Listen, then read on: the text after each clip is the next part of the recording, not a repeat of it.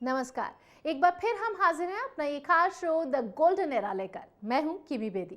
इस शो में हर बार की तरह इस बार भी हम बात करेंगे बॉलीवुड की एक ऐसी शख्सियत की जो बना हिंदी सिनेमा का पहला सुपरस्टार, जिनकी अदायगी के दीवाने आज भी हैं और कल भी रहेंगे, जिनकी एक खास अदा की दीवानी थी, खासकर लड़कियां। जी हाँ, इस शो में हम बात करेंगे सिनेमा के पहले सुपरस्टार राजेश खन्ना की। ब्रेक के बाद आपका फिर से स्वागत है। अभी तक हमने आपको दिखाया कि बेहतरीन खलनायक प्राण साहब का फिल्मी सफर कैसे आगे बढ़ा। अब आपको बताएंगे उनकी पर्सनल लाइफ में आखिर विलन ने कैसे अपनी जिंदगी जी और फिल्मी जगत में अपने बेहतरीन योगदान के लिए उन्हें कब और किन पुरस्कारों से नवाजा गया। वाकई 40 से 70 तक के दशक में देशभक्ति से भरपूर फिल्मों का जोशीला अंदाज हमेशा लोगों के दिलों में भी जोश भरता रहा है। लेकिन 70 से लेकर 80 तक के दशक में देश प्रेम से भरपूर कोई खास फिल्में रिलीज नहीं हुई, लेकिन राष्ट्र प्रेम का जज्बा ज्यादा दिनों तक कैसे अछूता रहता। और 80 के दशक से आज तक कई ऐसी फिल्में रिलीज हुई जो समय समय पर राष्ट्र प्रेम को जगाती रहीं। आर.डी. बर्मन, जिन्हें पंचम दा के नाम से पुकारा जाता था, जिनके पिता थे मशहूर संगीतकार सचिन देव बर्मन। अब आसानी से समझा जा सकता है कि पंचम दा की रुचि बचपन से ही संगीत में थी। वैसे बहुत कम लोग ये बात जानते हैं कि उन्हें पंचम नाम दादा मुनि अशोक कुमार ने दिया। आखिर इसके पीछे पूरी कहानी क्या है, चलिए आपको बताते हैं। नैयर जी ने कामयाबी का एक लंबा दौर देखा, लेकिन बॉलीवुड भी वक्त के साथ हमेशा ही बदलता रहा है। ऐसे में नैयर जी के कामयाबी भरे सफर में भी बदलाव आया। क्या था वो बदलाव, आपको दिखाते हैं। जैसा नाम वैसी ही सीरत, नूतन यानी जो नएपन का एहसास करा दे। वाकई ही नूतन ने अपने अभिनय और अपनी खूबसूरती के जरिए सबको ताजगी का एहसास करा दिया था। हालांकि नूतन ने महज 9 साल की उम्र में फिल्मों में कदम रख दिया था, लेकिन फिल्मों में खास जगह बनाने के लिए मेहनत भी खूब की। कैसा रहा उनकी जिंदगी का शुरुआती सफर, ये दिखाते हैं आपको। मधुबाला ने अपनी छोटी सी जिंदगी में कई उतार चढ़ाव देखे, लेकिन बड़ी ही हिम्मत के साथ सभी हालातों का सामना भी किया। चलिए, अब घड़ी की टिक टिक कह रही है कि हम आपसे विदा लें, तो हमें दीजिए इजाजत। आपसे फिर होगी मुलाकात, तब तक आप रखिए अपना ख्याल। नमस्कार। वेडिंग सीजन की शुरुआत हो गई है। ऐसे में हर लड़की जिसकी शादी होने वाली है वो अपनी जिंदगी के सबसे खास लम्हे में सबसे अलग और सबसे खूबसूरत दिखने का ख्वाब सजाती है। तो ऐसे में आपके ख्वाबों को पूरा करने के लिए तमाम डिजाइनर्स और तमाम बाजारों में हर साल कुछ ना कुछ नए एक्सपेरिमेंट होते ही रहते हैं। तो इस बार किस तरह के ब्राइडल वेयर कलेक्शन मौजूद है, ये बताते हैं आपको। हमारे साथ मौजूद है young and talented fashion designer Shruti Sancheti. Shruti, welcome to Jiya news. Thank you so much. Shruti, सबसे पहले जानना चाहेंगे कि इस बार आपने अपनी कलेक्शन में क्या कुछ नया किया है।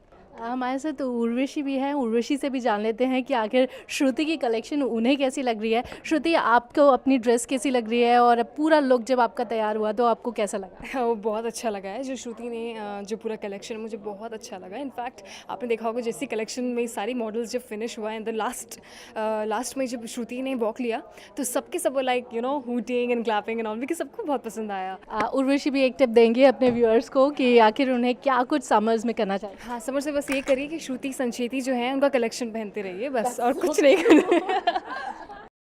नमस्कार, आप देख रहे हैं जिया न्यूज़। मैं हूं आपके साथ किमी बेदी और हमारे साथ फिल्म इंडस्ट्री के यंग एंड टैलेंटेड डायरेक्टर मौजूद हैं जो विमेन एम्पावरमेंट पर एक खास राय रखते हैं। मुझे लगता है कि आप सब समझ गए होंगे। जी हाँ, मैं बात कर रही हूँ सौमिक सेन की। नमस्कार, आप देख रहे हैं जिया न्यूज़। मैं हूं आपके साथ किमी बेदी। हमारे साथ आज खास चर्चा के लिए मौजूद है वो शख्सियत जिनका नाम ही अब उनकी पहचान बन चुका है, जिन्होंने बहुत ही कम समय में बॉलीवुड में एक खास जगह बना ली। जी हाँ, बहुमुखी प्रतिभा के धनी राजपाल यादव हमारे साथ मौजूद हैं। बहुत बहुत स्वागत है आपका जिया न्यूज़ पर। Thank you so much. Rajpal ji, सबसे पहला ख्याल आपको कब आया कि आपको एक्टिंग में आना है, एक्टिंग में अपना करियर बनाना है? सबसे पहले तो आपको कांग्रेचुलेट करना चाहूँगी कि आपकी फिल्म अच्छी चल रही है, लोग उसे पसंद कर रहे हैं। Thank you. लेकिन बहुत यूनिक आपने सब्जेक्ट चुना जी। आपने कैसे सोचा कि गुलाब गैंग बनाएंगे? नमस्कार, स्वागत है आपका जिया न्यूज़ पर। मैं हूं आपके साथ किमी बेदी। आज हमारे साथ चर्चा के लिए मौजूद है वो खास शख्सियत जिनकी आवाज़ ही उनकी पहचान है।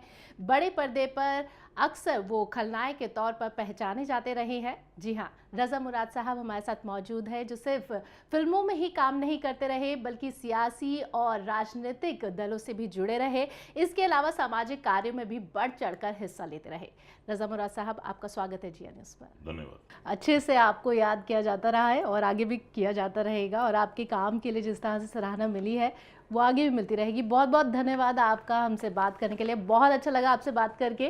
तो रजा मुराद साहब, जिन्होंने हमेशा काम करना ही अपना कर्तव्य माना है और आगे भी वो काम करते रहना चाहते हैं। इसी के साथ फिलहाल हमारी इस चर्चा में इतना ही। आप देखते रहिए जिया न्यूज़। नमस्कार। चुनाव से पहले की सरगर्मियों पर बातचीत करने के लिए हमारे साथ इस शो में कई खास मेहमान जुड़े हुए हैं। हमारे साथ स्टूडियो में मौजूद हैं अमीन पटेल जी, कांग्रेस के विधायक हैं इसी क्षेत्र से। शिवसेना के अरविंद सावंत हैं, जो इस लोकसभा चुनाव में घोषित प्रत्याशी हैं।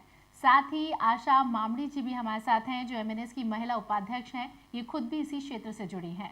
इसके अलावा मनोज भोयर हमारे सीनियर एडिटर हमारे साथ मौजूद है, जिनसे हम इस पूरी चर्चा के ऊपर विशेष टिप्पणी लेंगे।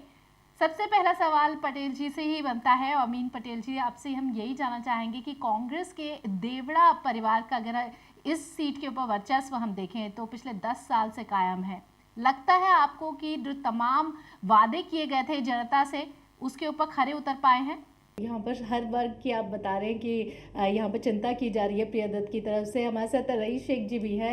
रईस जी, लगता है कि इन दावों में कुछ सच्चाई है कृष्णा जी के? अगर प्रिया दत्त जी को विषय समझ में आते तो उन्होंने प्रश्न की तरफ से अब्दुल जी भी हमारे साथ मौजूद हैं। अब्दुल जी, आपसे जानना चाहेंगे। इन्होंने बोला कि कृष्णा जी ने कि जो बीएमसी है वो काम नहीं कर रही है और जो इनके खासदार हैं और जो इनके विधायक हैं वो तमाम जो है वो काम कर रहे हैं और जनता को सुविधाएं दे रहे हैं।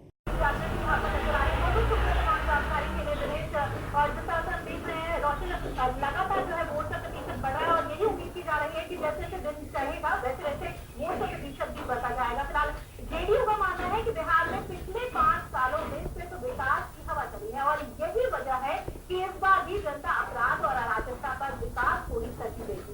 पटना में जेडीयू सांसद रंजन यादव से बात की हमारे संवाददाता। तो आज के बंद को एक टोकन बताया है। यहाँ पर नितिन गडकरी ने कहा है कि प्रतीकात्मक ये अभी बंद है, आगे आंदोलन और तेज हो सकता है। एनडीए के भारत बंद के दौरान प्रदर्शन कर रहे बीजेपी के कई बड़े नेताओं को हिरासत में लिया गया। बिहार में जेडीयू अध्यक्ष शरद यादव को हिरासत में लिया गया।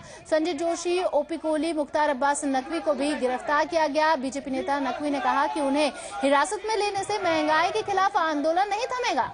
विकास, लेकिन एक अहम बात है, केंद्र सरकार का विरोध चौतरफा नजर आ रहा है। आम जनता हो या फिर राजनीतिक दल हो, गैर यूपीए दल हो, वो तमाम जो है केंद्रीय सरकार का जरूर यहाँ पर विरोध करते नजर आ रहे हैं। लेकिन जो लोग आपके साथ मौजूद हैं, हम उनसे ये भी जानना चाहेंगे, क्या अपने मुख्यमंत्री से वो चाहते हैं कि कुछ वैट कम किया जाए जिससे कि पेट्रोल के दाम नीचे आए?